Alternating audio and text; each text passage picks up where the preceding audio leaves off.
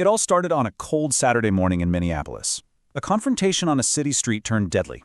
A U.S. citizen was shot and killed by a federal Border Patrol agent. And what happened next set off a massive clash, pitting state leaders directly against the federal government. So let's break down exactly what happened and why this one single incident had such huge consequences. All right, here's our roadmap. First, we'll look at the fatal encounter itself. Then we're going to get to know the man at the center of all this. After that, we'll dive into the two completely conflicting stories of what happened, look at the crazy legal showdown that followed, and then finally, we'll connect it all to the bigger picture. Okay, so let's set the scene here. This wasn't some random event that happened out of the blue. It all went down during a really controversial federal immigration crackdown called Operation Metro Surge.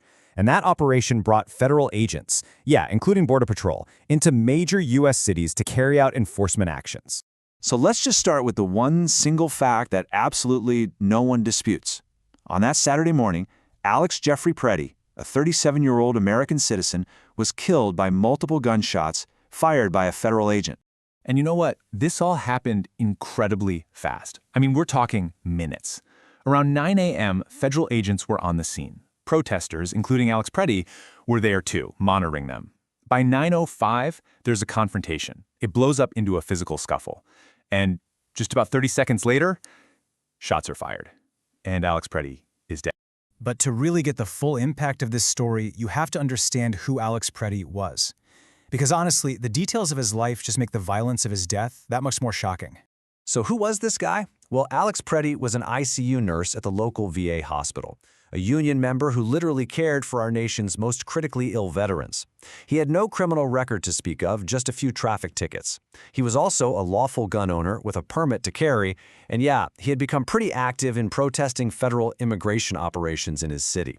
Friends described him as just a passionate outdoorsman who was really upset by what he was seeing happen in his community. And this quote right here from his colleague, Dr. Asma Shaukat, this really gets to the heart of the public outcry. She called him the sweetest, kindest, gentlest soul. And it's this image, right? The image of a gentle caregiver that creates such a massive divide when you put it up against the official story of his final moments. And that brings us right to the core of the conflict. Two totally different stories about what happened that day. On one side, you've got the Department of Homeland Security, and on the other, you've got bystander videos and witness accounts. The whole thing, the entire controversy, really just boils down to 30 critical seconds. So the question is, what really happened in that chaotic scuffle that led to a man being shot 10 times? Okay, let's look at this side by side because it's pretty wild.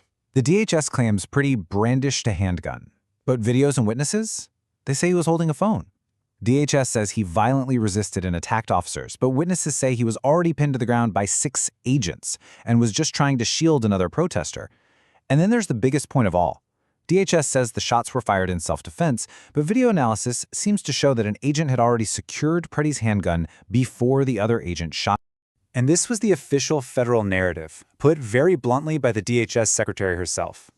She basically painted Pretti as a domestic terrorist who, in her words, showed up looking to kill law enforcement. But wow, the governor of Minnesota, Tim Walz, he fired right back, calling the federal account nonsense and flat-out lies. And he said the reason he was so sure was because of the bystander videos, and that right there, that set the stage for a showdown. And this was not just a war of words. The conflict immediately blew up into a full-blown legal and jurisdictional crisis, pitting the state of Minnesota directly against the federal government in Washington, D.C. I mean, the escalation was immediate. First, federal agents literally physically blocked state investigators from accessing the crime scene. So what does Minnesota do? The state's attorney general turns around and sues the Department of Homeland Security. And then, in a move that is just incredible, a federal judge steps in and issues a temporary restraining order, legally blocking the federal government from touching or destroying any evidence from the shooting. Okay, so let's zoom out for a second, because the shooting of Alex Pretti wasn't just a local tragedy.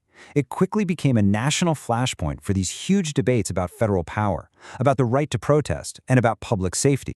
And to really feel the tension on the ground, you have to know this wasn't an isolated event, not even close. In less than a month, this was the third shooting involving federal immigration officers in Minneapolis, and 2 of them, including Pretti's, were fatal. So what was going on? Well, it was all happening under this umbrella program called Operation Metro Surge.